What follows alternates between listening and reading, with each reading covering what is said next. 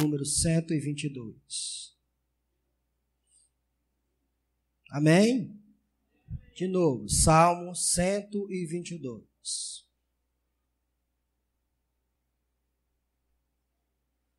Alegrei-me com os que me disseram: vamos à casa do Senhor. Nossos pés já se encontram dentro de suas portas, ó Jerusalém. Jerusalém está construída como cidade firmemente estabelecida. Para lá sobem as tribos do Senhor, para dar graças ao Senhor, conforme o mandamento dado a Israel. Lá estão os tribunais de justiça, os tribunais da casa real de Davi. Orem pela paz de Jerusalém. Vivam em segurança aqueles que te amam. Haja paz dentro dos teus muros e segurança nas tuas cidadelas. Em favor de meus irmãos e amigos direi: paz seja com você. Em favor da casa do Senhor nosso Deus, buscarei o seu bem. Oremos, irmãos, mais uma vez. Senhor, obrigado pela tua palavra que nos é propícia aqui essa noite. Obrigado pela oportunidade de fazer menção da mesma, sabendo, ó Deus, que a tua palavra foi revelada aos teus santos profetas e apóstolos, a qual, Senhor, eles foram levados a registrar a tua palavra, a tua revelação, de modo, Senhor, que nessa noite o que nós precisamos é da iluminação do teu Santo Espírito.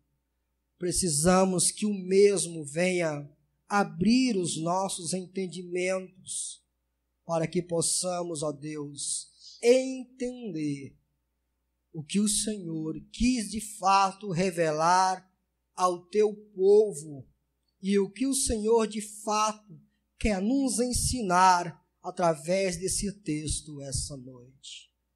Tua palavra, Senhor, é viva e eficaz. E apesar de mim, que sou um vaso de barro, Senhor, eu tenho certeza que ela sempre fará aquilo que o Senhor o quiser. Por isso eu te peço, enquanto essa mensagem estiver sendo exposta, que os segredos dos homens possam ser revelados, que os corações possam ser abertos e que a tua palavra, que é como espada de dois gumes, possa penetrar dentro deste coração, discernindo os seus propósitos, trazendo conversão, trazendo, Senhor, reconhecimento de que, de fato, quem somos e que precisamos do Senhor. Nos ajuda, em nome de Jesus. Amém. Bom, irmãos, nós estamos no terceiro salmo da nossa sequência, a qual nós nos propomos a pregar para os irmãos. Vocês se lembram que nós colocamos em nossa agenda aqui nos domingos, pregar sobre os salmos de romagem, ou os cânticos que normalmente os peregrinos entoavam no seu caminho para Jerusalém. Alguns desses cânticos também eram entoados quando eles estavam dentro de Jerusalém. Outros até passou a fazer parte dos cânticos que os judeus cantavam quando as sinagogas começaram a ser reconstruídas pela ocasião do cativeiro do povo de Deus em Babilônia. A partir daquele momento, as sinagogas passaram a ser uma realidade. E esses cânticos passaram a fazer parte do inário dos judeus, quando estes se reuniam para cantar ao Senhor. Guardado, por favor, as devidas proporções, pois nenhum hino da harpa é inspirado, nenhum hino do cantor cristão é inspirado. Inspirado é apenas a palavra de Deus. Todas as outras coisas são apenas esclarecimento daquilo que tivemos a respeito da palavra de Deus. Quando eu me sento na minha cadeira ou na cama para escrever uma música, e ali, baseado nas informações que eu já tenho a respeito do Evangelho e a respeito da palavra de Deus, o que está acontecendo ali não é inspiração. O que está acontecendo ali é uma iluminação, um esclarecimento daquilo que já foi revelado. Às vezes a pessoa diz assim, fulano de tal, quando fez esse hino, ele estava inspirado. Nada a ver. Nada a ver. Inspirado, de fato, é a revelação do Senhor, a qual o Espírito Santo levou os seus profetas e os seus apóstolos a escreverem as Sagradas Escrituras. O cânon foi fechado. Nós não temos novas Bíblias. Por isso, os louvores da harpa que temos, os louvores dos cantores cristãos que existem, não são louvores inspirados. São louvores que os servos de Deus, em um dado momento, com base nas informações das Sagradas Escrituras que eles tiveram, eles escreveram essas músicas. Tudo isso para dizer, tudo isso que eu acabei de dizer, é só para dizer que os judeus tinham os seus inários, tinham as suas músicas, que eram os salmos. E guardado as devidas proporções, nós temos a harpa, nós temos o cantor cristão. Tá bom? Então, esses salmos passaram a fazer parte da vida cotidiana dos adoradores. Nós já pregamos a respeito do Salmo 120, quando o texto vai nos dizer que o peregrino está em profunda angústia e ele clama ao Senhor, pois ele percebe que por mais que ele seja um homem de paz, ele vive no meio de pessoas que não amam a paz, mas amam a guerra. E ele se sente como se ele estivesse como um estrangeiro em seu lugar. E aí nós trouxemos a aplicação para as nossas vidas quando descobrimos através da palavra de Deus que somos iguais a esses peregrinos no sentido de quê? No sentido de que não pertencemos a este mundo. E o próprio Senhor Jesus Cristo disse, eles estão no mundo, mas eles não são do mundo. Neste sentido, somos estrangeiros, somos peregrinos, vivemos nesta terra, mas somos estranhos a essa terra, somos estranhos a tudo, a essa cosmovisão, a esse pensamento, a esse sistema que toma conta desta terra. Por isso nós clamamos todos os dias, para que Deus nos livre do mal, nos livre da tentação, e ansiamos pelo dia, quando estaremos de fato no nosso próprio lugar, na nossa própria terra, onde todo pecado será completamente extirpado. Aí você diz, aí o Salmo 121 é o quê? O Salmo 121 era o momento em que os peregrinos saíam de seus lugares, se reuniam como uma multidão e começavam a subir as montanhas, e Jerusalém ficava em cima do monte. E ele dizia, eleva os meus olhos para os montes, e eu pergunto, de onde me virá o socorro? Era o anseio do adorador de chegar àquele lugar, o local onde a arca do Senhor estava, para lá adorar ao Senhor. Todos nós somos assim, diante das dificuldades das nossas vidas, nós sempre estamos tentando colocar os nossos olhos nas dificuldades, mas devemos reconhecer que o nosso socorro só pode vir de um lugar, do Senhor que fez os céus e a terra. E aí a gente entra no Salmo 122. Vamos lá? Neste salmo, Davi estimula e encoraja os fiéis a envolverem-se no culto. O que nós estamos encontrando neste salmo é exatamente a figura de Davi, estimulando os adoradores, a fim de que eles pudessem ter uma compreensão do que de fato era estar numa reunião solene, abrir seus lábios, o que de fato era Jerusalém, a capital de Israel, e o que de fato era ter a arca do Senhor, o símbolo da presença de Deus no meio da cidade. Davi vai estimular esse povo a entender o que era o culto, e ele vai dizer que a condição próspera do povo depende exclusivamente de haver Deus escolhido Jerusalém como um local onde a sua presença pudesse ser manifestada.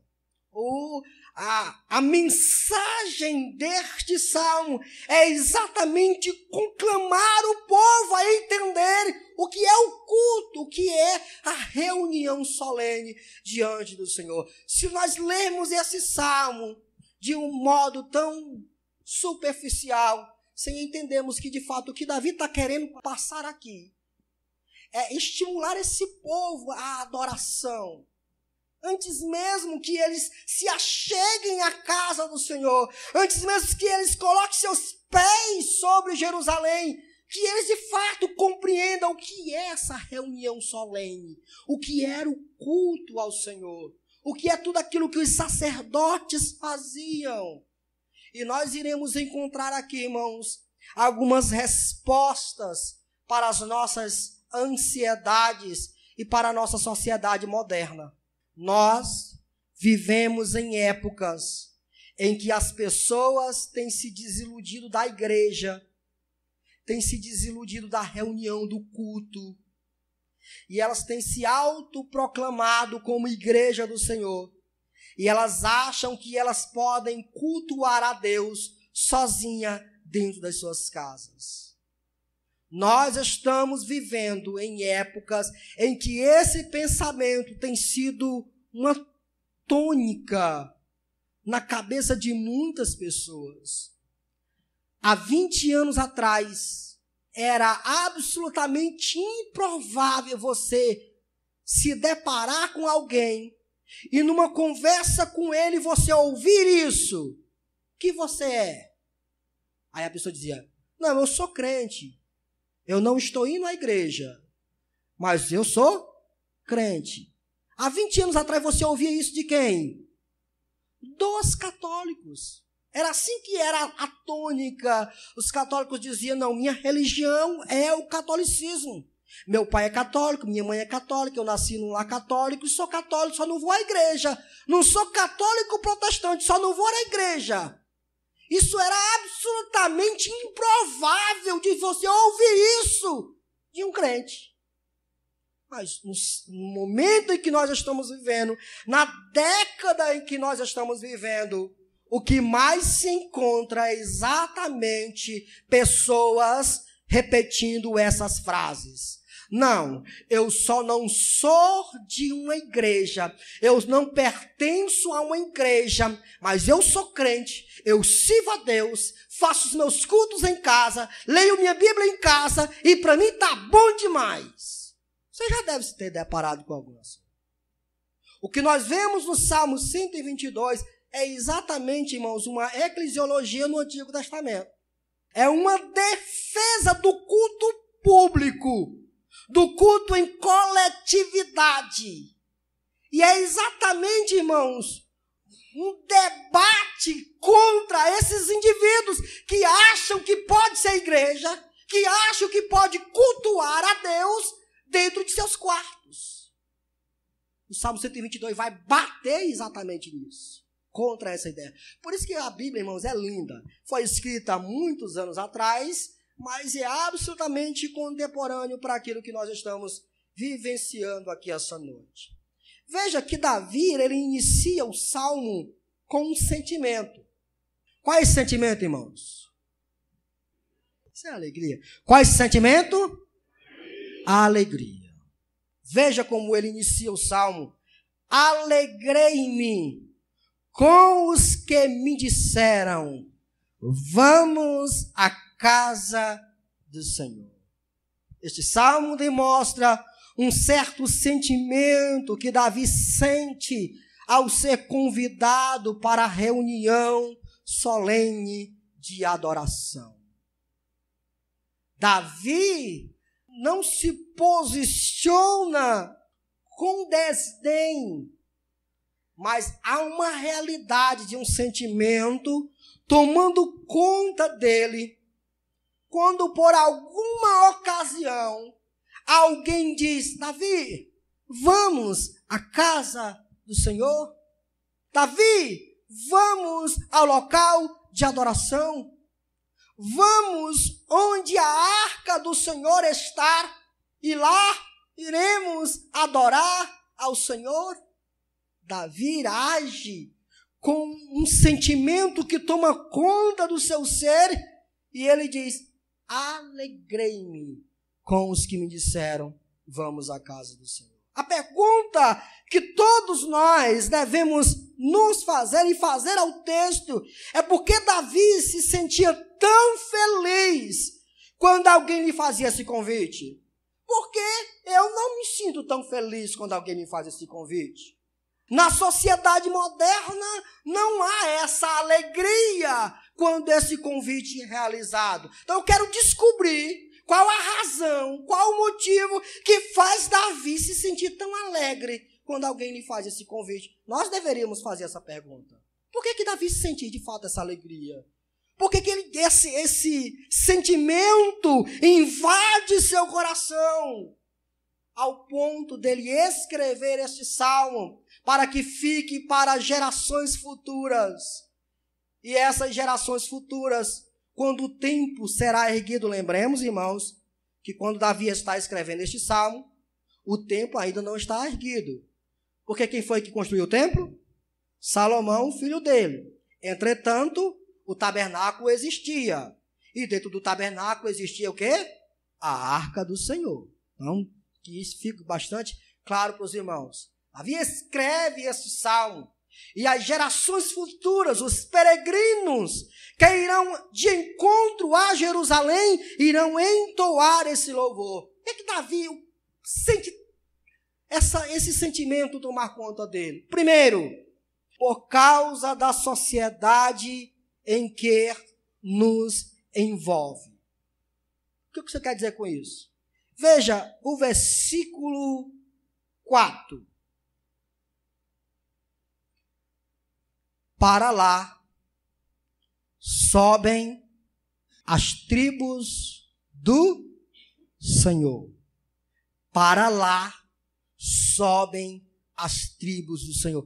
Por que Davi se alegra quando alguém faz esse convite de ir à casa do Senhor? E a casa do Senhor é ir a Jerusalém.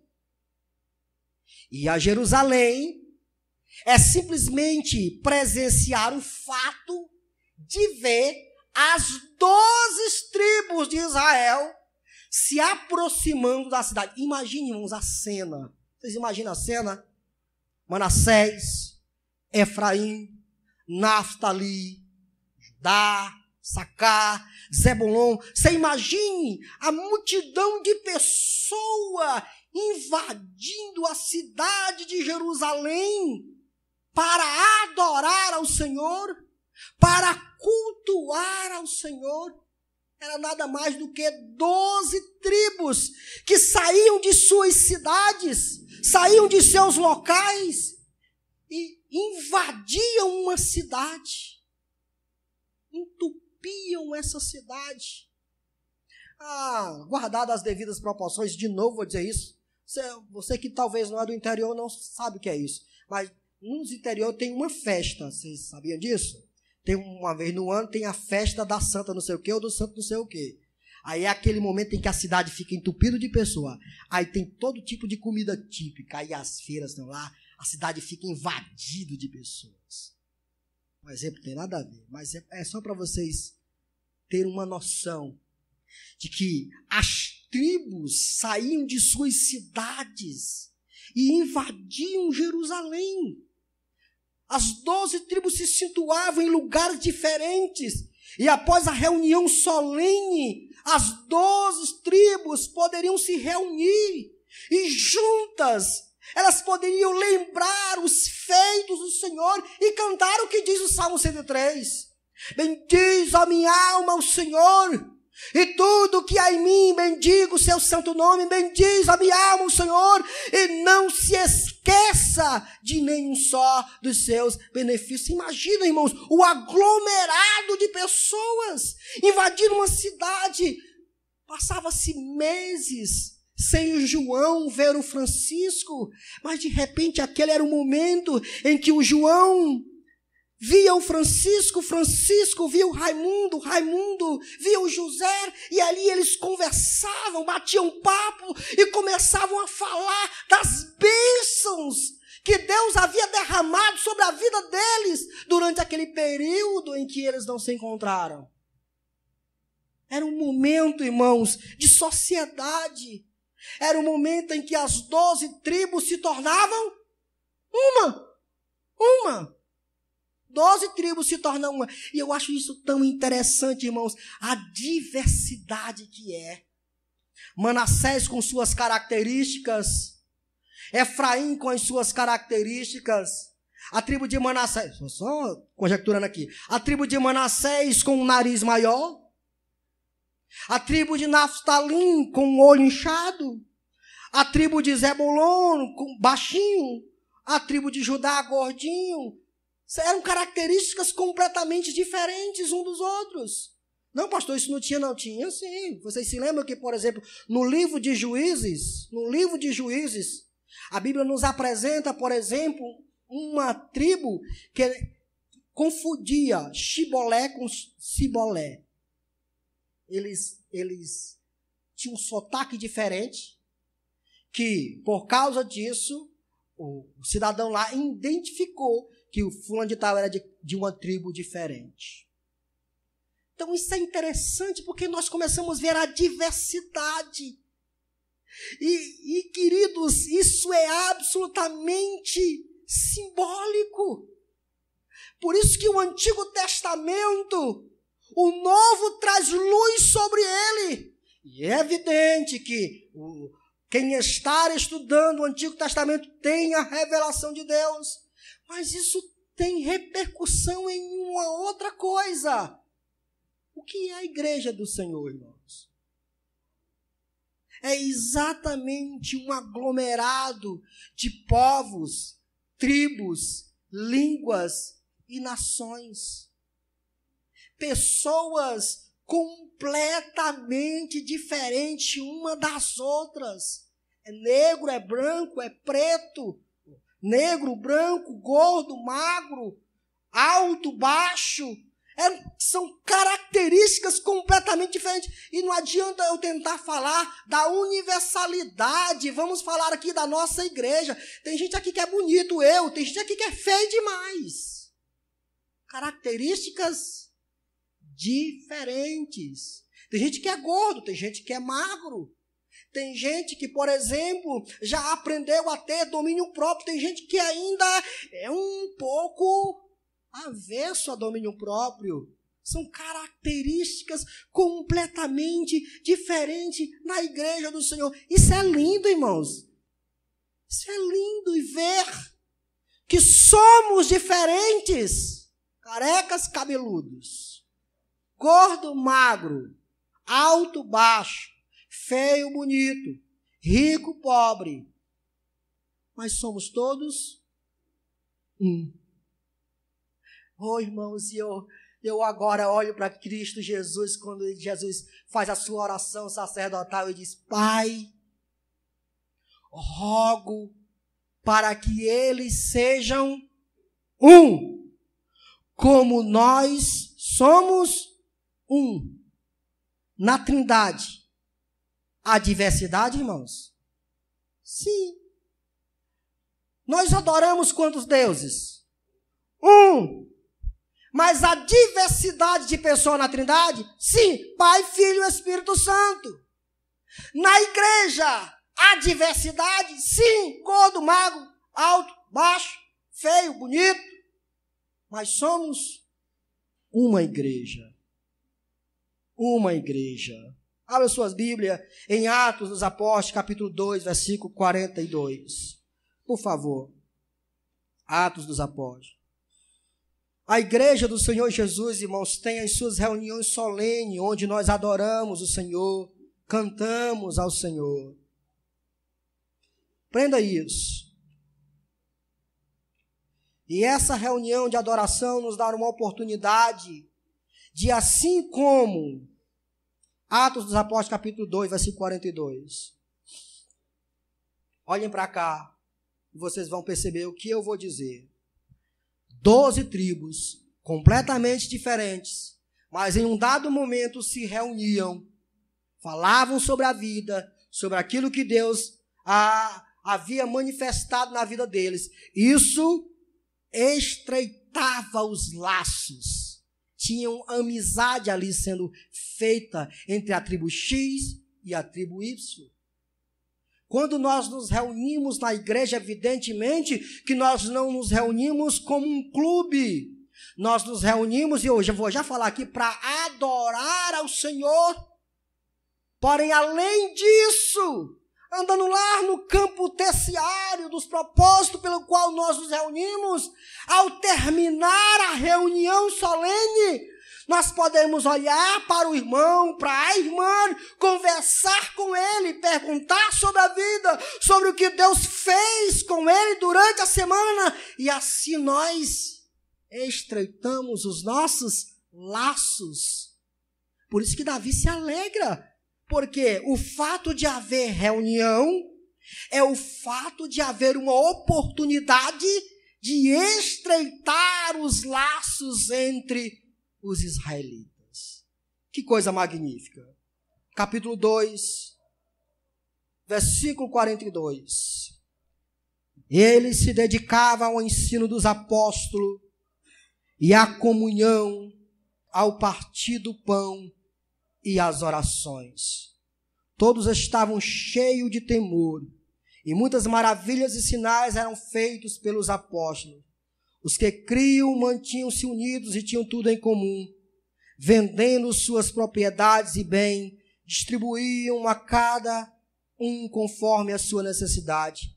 Todos os dias continuavam a reunir-se no pátio do templo, partiam o pão em suas casas e juntos participavam das refeições com alegria e sinceridade de coração, louvando a Deus e tendo a simpatia de todo o povo, e o Senhor lhes acrescentava diariamente os que iam sendo.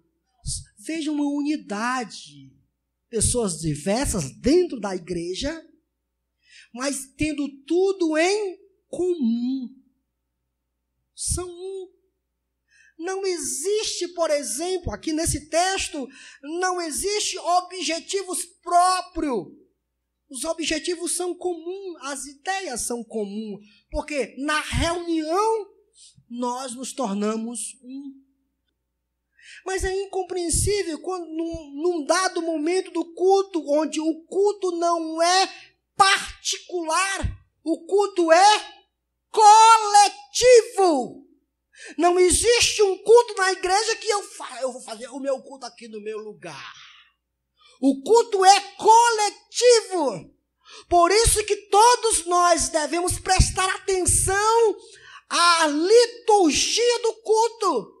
Porque eu posso, em um dado momento, estar achando que eu posso ser uma igreja sozinho e fazer o meu culto como eu quero. Não pode, você não pode fazer isso. Você não pode fazer isso. Se é o momento de se levantar, todos se. Se é o momento de sentar, todos se. Aí eu acho tão lindo aquilo que a rainha de Sabá disse para Salomão, quando ela chegou na cidade de Jerusalém e viu os levitas, viu os servos de Salomão. Aí ela diz assim: o que me contaram não é nem metade do que eu estou vendo. Como os teus servos se sentam no momento apropriado e como eles se levantam no momento apropriado. Há um sentido coletivo, irmãos. Nós somos um no culto. Um no culto. Então, por favor, perca completamente essa ideia de que você pode, na hora da oração, e todos fiquem em pé, você pode ficar sentado. Perca isso. Porque isso, quem tem ensinado é a metodologia moderna. Isso não vem das Sagradas Escrituras. Não vem das Sagradas Escrituras. Isso não vem da Bíblia.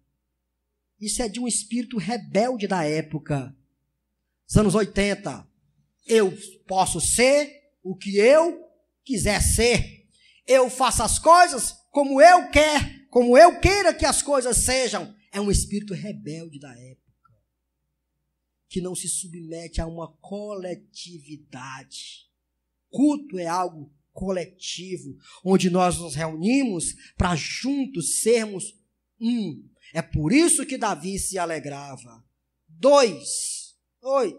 Veja o versículo 4 do Salmo 122, parte B. Por que Davi se alegrava? Primeiro eu falei porque a reunião era uma oportunidade de estreitar os laços entre as 12 tribos.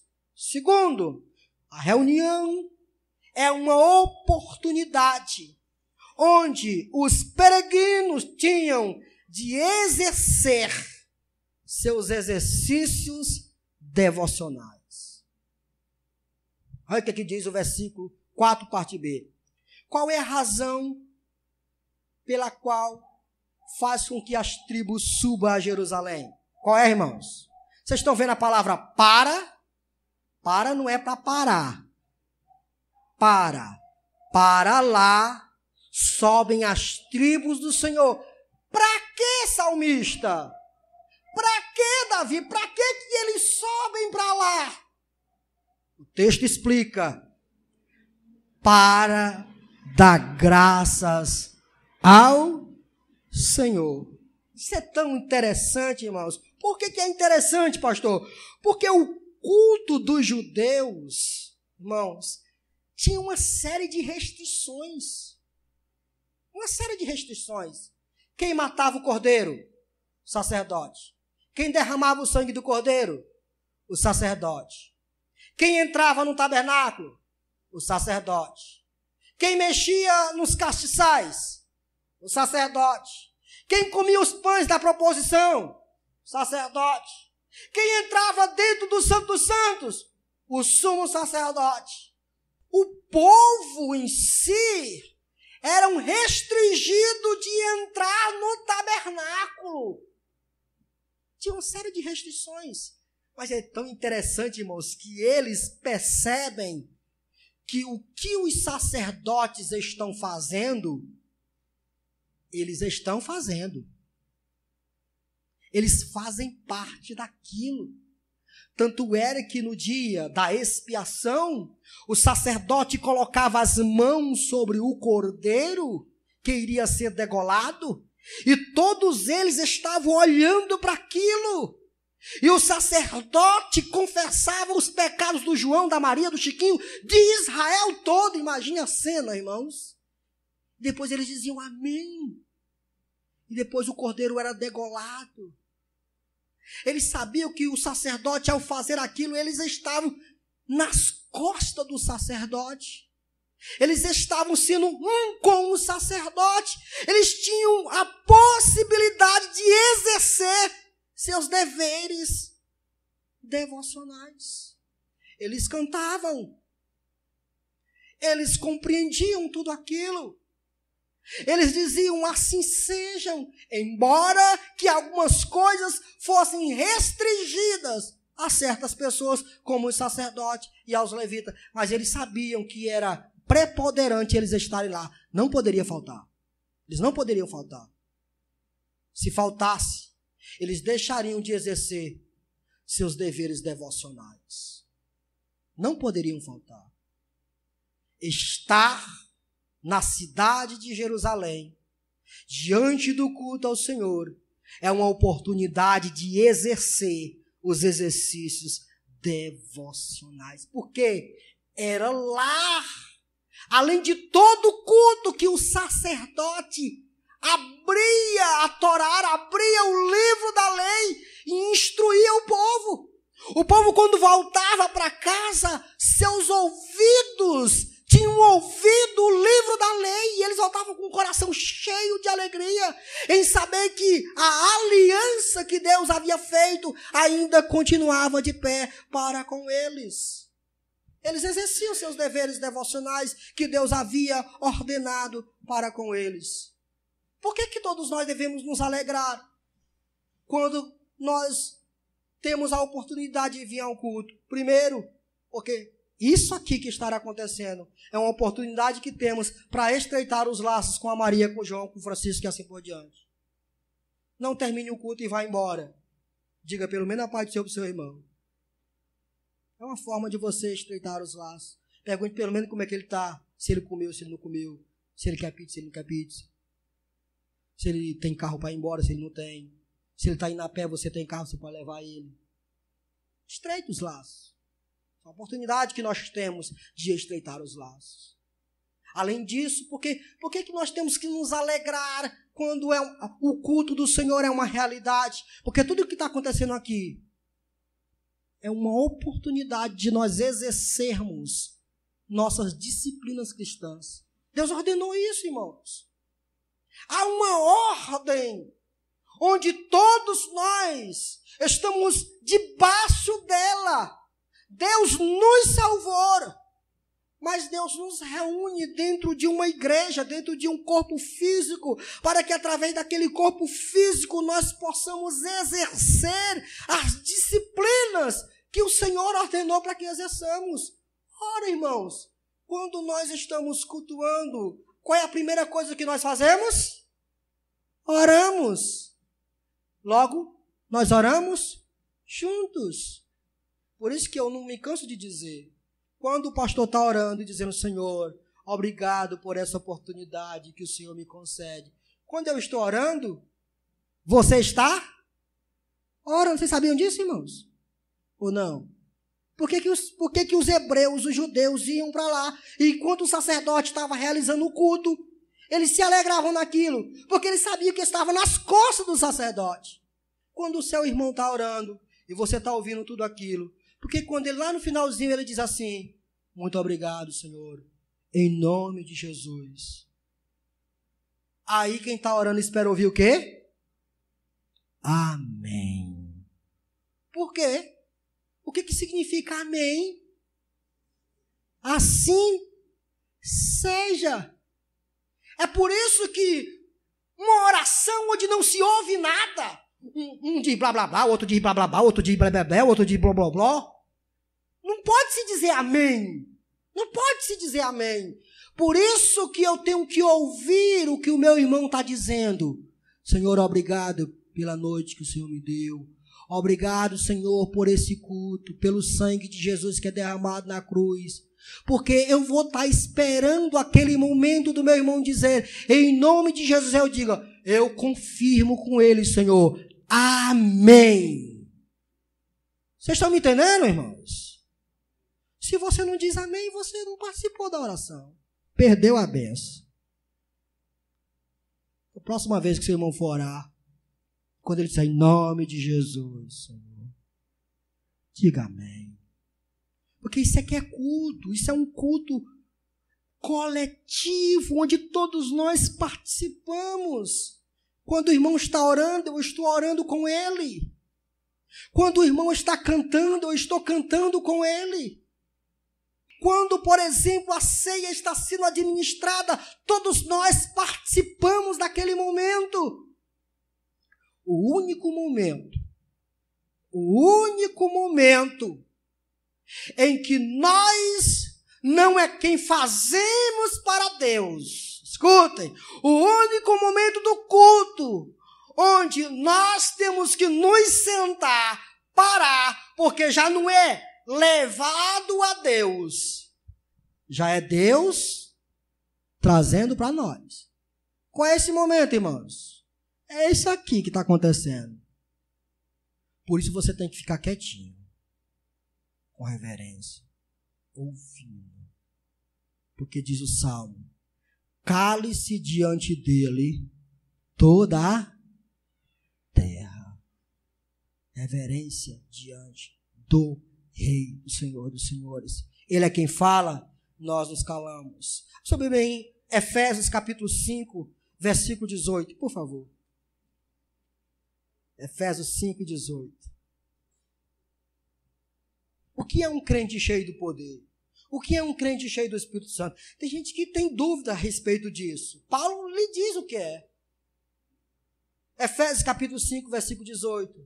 Não se embriague com o vinho que leva à libertinagem, mas deixem-se encher pelo Espírito. Como é, Paulo, que se a gente se deixa encher pelo Espírito? Paulo responde, falando entre si com salmos, hinos e cânticos espirituais, cantando e louvando de coração ao Senhor, dando graças constantemente a Deus Pai por todas as coisas, em nome de nosso Senhor Jesus. É assim que é cheio do Espírito Santo, irmãos. Não tem blá, blá, blá, blá, blá, blá. É dessa forma que alguém é cheio do Espírito, compreende o culto. Reverência com o culto. Entende que o culto é uma oportunidade de estreitarmos os laços e que o culto é uma oportunidade em que eu posso exercer minhas disciplinas cristãs. Orar, cantar, ler a Bíblia, ouvir a mensagem. Tudo isso é disciplina que Deus ordenou que estivéssemos debaixo dela. Hebreus capítulo 10. Veja o mundo da época como é que é. Não, eu posso fazer isso em casa, sozinho. Eu posso orar, ler a Bíblia, cantar lá em casa, sem precisar dos irmãos da igreja. Hebreus capítulo 10,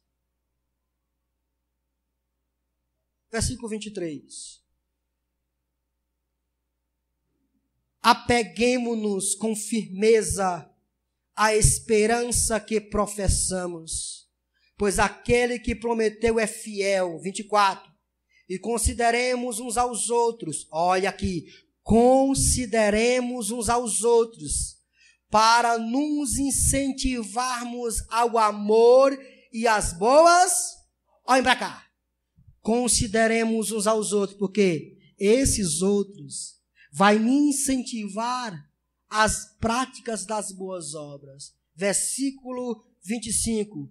Não deixemos de reunir-nos como igreja, segundo o costume de alguns, mas procuremos encorajar-nos uns aos outros, ainda mais quando vocês veem que se aproxima o dia de Cristo. Está chegando.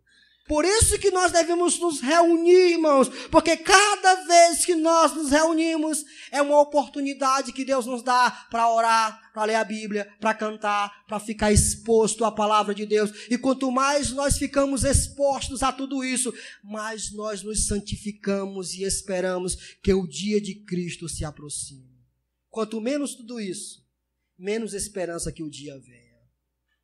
Nós nos reunimos e nos alegramos, porque é uma oportunidade de estreitar os nossos laços, porque é uma oportunidade de exercermos nossos devocionais que foram ordenados pelo Senhor. Também nós nos reunimos por causa da instrução que recebemos. Versículo 4. Olha só.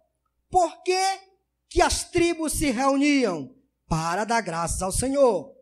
Por que eles faziam isso? Porque um mandamento foi dado. Eu não tenho tempo aqui para expor o livro de Deuteronômio e mostrar para vocês que Deus havia ordenado isso. Ele diz, conforme o mandamento dado a Israel. Deus ordenou que quando eles chegassem em Israel, em Canaã, eles escolhessem para si uma cidade e lá fizesse descansar a arca do Senhor.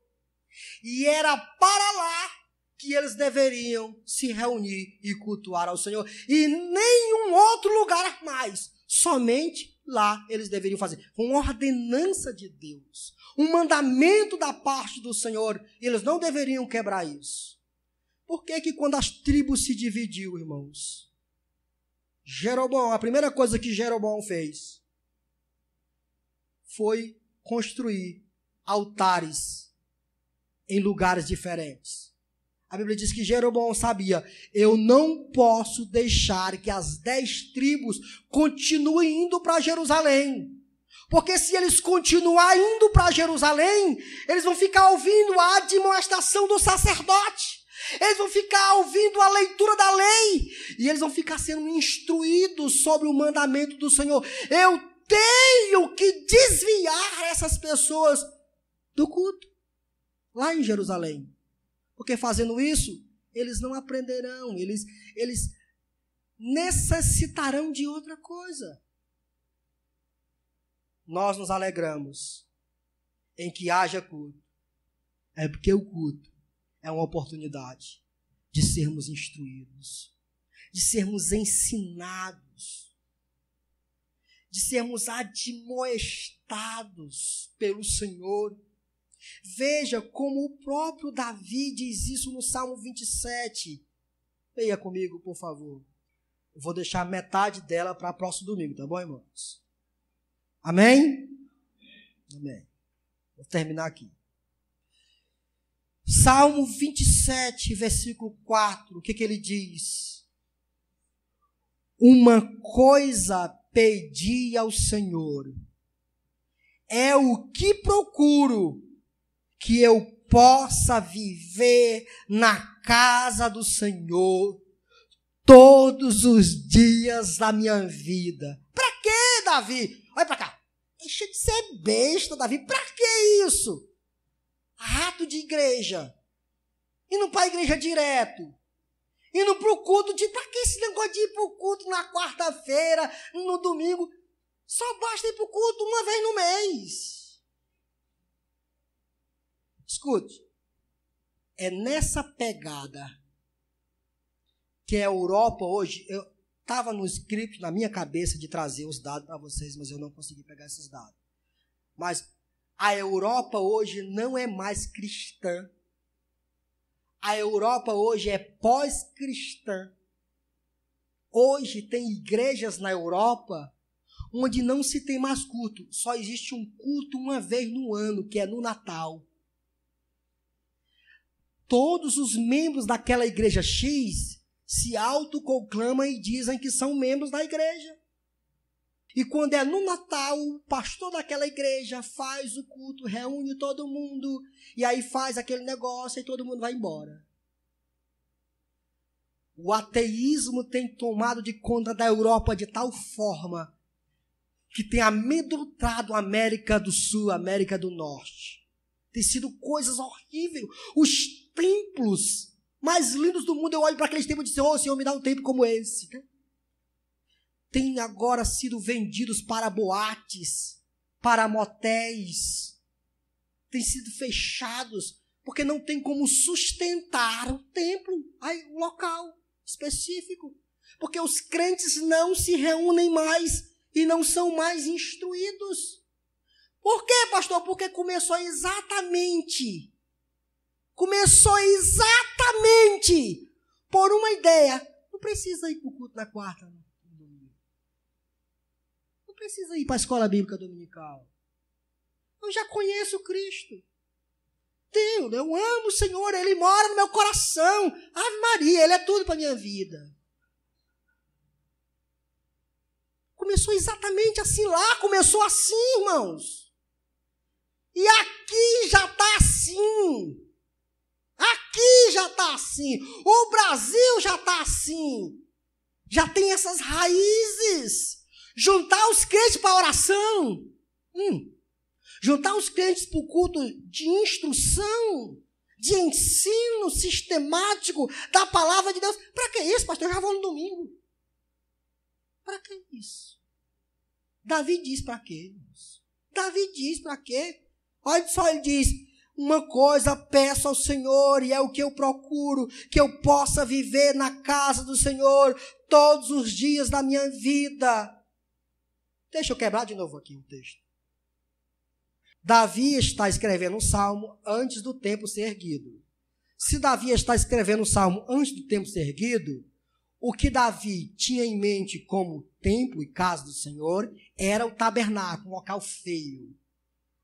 Não tinha atrativo. O templo não. O templo é um local bonito, lindo, o templo de Salomão. As pessoas olhavam para ele assim e ficavam de boca aberta com a suntuosidade do templo. O tabernáculo não. O que atraía Davi no templo não era a suntuosidade do templo, não era o ouro do templo, porque não existia isso. Era uma ruma de pele, de pano, em cima de algumas coisas. Mas o que atraía Davi com relação ao culto solene era que ao chegar lá ele iria aprender. Os sacerdotes iriam ensinar, os sacerdotes iriam instruir. É que dentro do templo tinha a arca do Senhor, a manifestação da presença de Deus. E era isso que atraía Davi. Olha o que ele diz.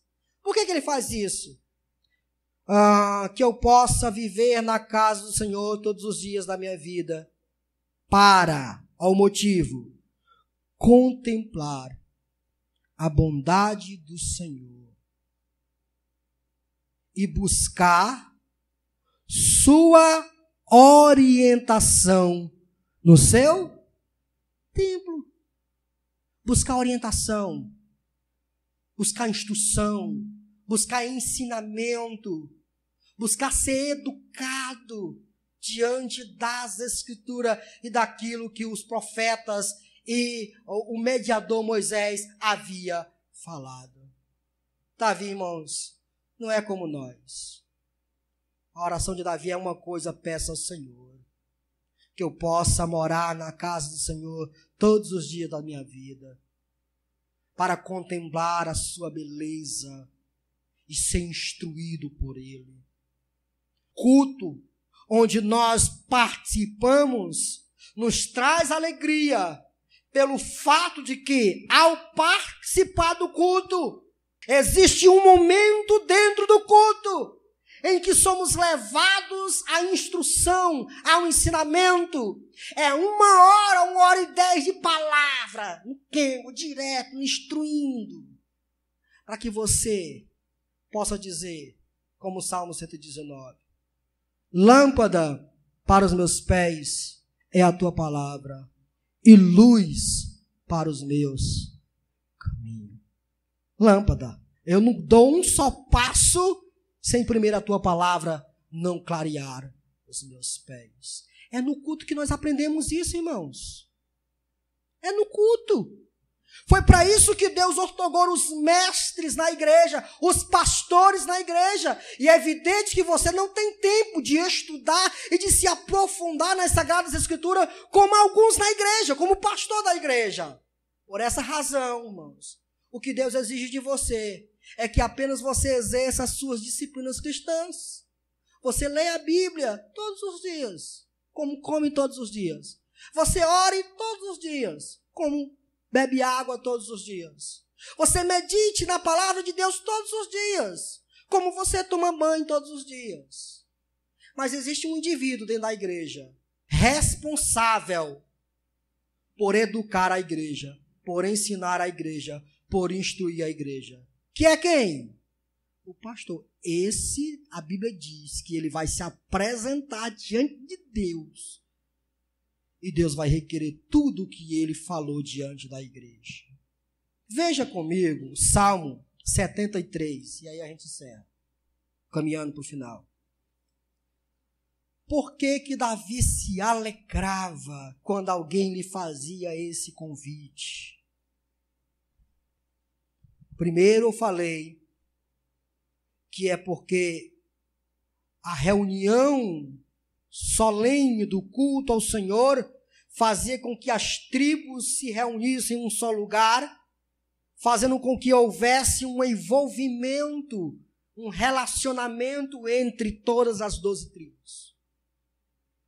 Davi se alegrava porque essa reunião solene causava nos indivíduos uma realidade de exercer seus exercícios devocionais. Eles oravam, cantavam e diziam amém, juntamente com os sacerdotes.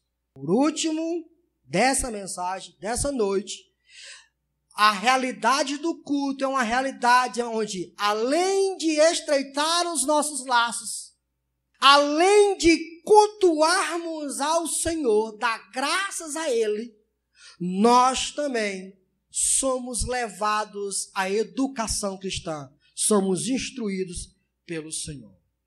Salmo 73, versículo 1. Certamente Deus é bom para Israel, para os puros de coração. Quanto a mim, os meus pés quase tropeçaram, por pouco não escorreguei. Versículo 3. Pois tive inveja dos arrogantes, quando vi a prosperidade dos ímpios. Eles não passam por sofrimento e têm o corpo saudável e forte. Estão livres dos fardos de todos. Não são atingidos por doenças como os outros homens. Por isso o orgulho lhes serve de colar e eles se vestem de violência. Do seu íntimo brota a maldade, da sua mente transbordam maquinações. Eles zombam e falam com más intenções. Em sua arrogância ameaçam com a opressão.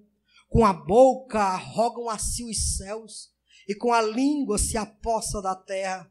Por isso o seu povo se volta para eles, e bebe suas palavras até saciar-se.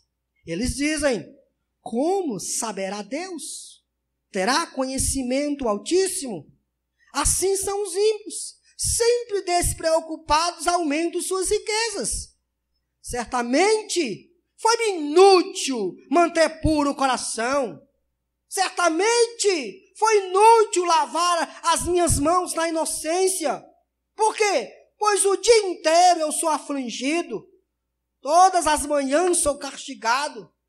Se eu tivesse dito, falarei como eles, teria traído os teus filhos. Quando tentei entender tudo isto, achei muito difícil olha para cá, não é mais restante não, não é versículo 17 não, por favor. Luta interna do salmista, porque os olhos dele estão começando a enganar ele. Tudo que ele vê é os ímpios prosperando, e tudo que ele vê é o justo caindo cada vez mais.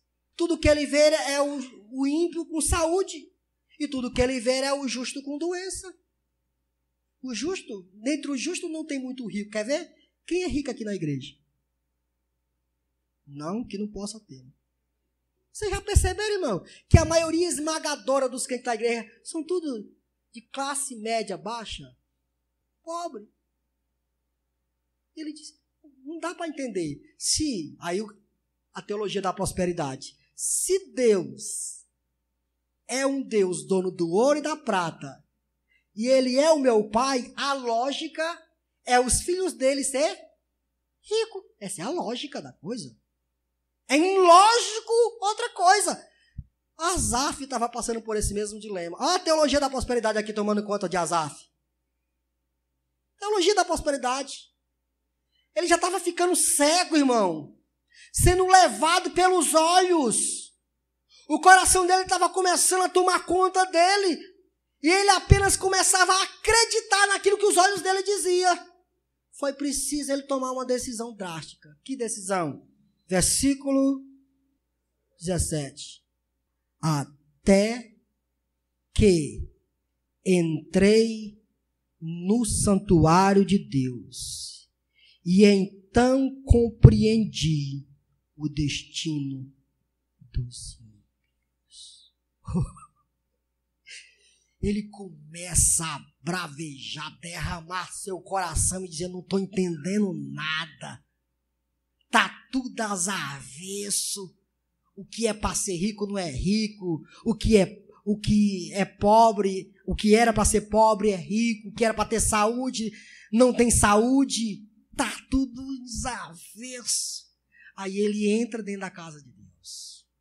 E o que ele vai encontrar dentro da casa de Deus? Ele vai dizer assim: Asaf, tu tá vendo errado. O que tem lá dentro da casa de Deus, irmãos? Instrução, ensino, o livro da lei, que é aberto, onde Asaf irá ouvir o plano de Deus para o homem. Quando Asaf começa a ouvir a exposição das Sagradas Escrituras, os olhos que antes dele estavam cegos começam a enxergar a realidade. E ele diz assim: então compreendi o destino dos ímpios. Certamente os pões em terreno escorregadio e os fazes cair na ruína. Como são destruídos de repente, completamente tomados de pavor. São como um sonho que se vai quando acordamos. Quando te levantarás, Senhor, tu os farás desaparecer.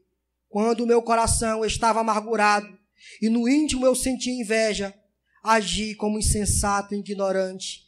Minha atitude para contigo, Senhor, era de um animal irracional. Contudo, agora com os olhos nas Escrituras, instruído, bem alimentado, ouvindo a exposição da palavra de Deus, agora sempre estou contigo. Tu tomas a minha mão direita, mesmo eu não tenho saúde, mesmo eu não tendo dinheiro, mesmo eu morando entre os pobres, tu pega na minha mão direita e tu me sustém. Mesmo não tendo nada disso, tu me diriges com o teu conselho e depois me receberás com honra. O pobre pode ser pobre aqui, mas na sua pobreza, Deus está sustentando ele. E quando a sua pobreza se encerrar, que ele fechar seus olhos, Deus irá recebê-lo com honra na eternidade. Isso é um pensamento vindo da onde? Escritura. Instrução, ensinamento, educação. No culto tem tudo isso. Por isso que Davi diz: alegrei-me com os que me disseram, vamos à casa do Senhor. Nossos pés já se encontram dentro de tuas portas, ó Jerusalém. Jerusalém está construída como uma cidade firmemente estabelecida. Para lá sobem as tribos do Senhor, para dar graças ao Senhor, conforme o mandamento dado a Israel. Isso é um culto prestado ao Senhor. Baixe sua cabeça. Ó Deus, te damos graças por esse culto. Te damos graças porque nosso coração rejubila, se alegra, porque tivemos a oportunidade de mais uma vez ver o João, a Maria e o Francisco e assim estreitarmos os nossos laços. Te damos graças, Senhor, porque mais uma vez o Senhor nos concede a oportunidade de nos envolver nos exercícios devocionais que o Senhor preparou para nós. Te damos graças, porque mais uma vez fomos instruídos pela Tua palavra. Não há coisa melhor do que isso, Senhor. Não há convite melhor do que o convite feito pela boca dos santos, sendo: vamos à casa do Senhor.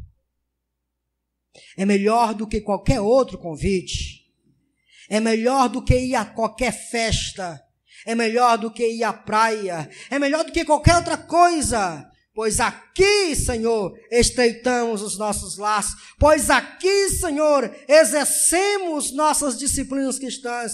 Pois aqui, Senhor, somos instruídos pela tua santa e gloriosa palavra. Obrigado, Senhor. Te agradeço. Em nome de Jesus. Amém.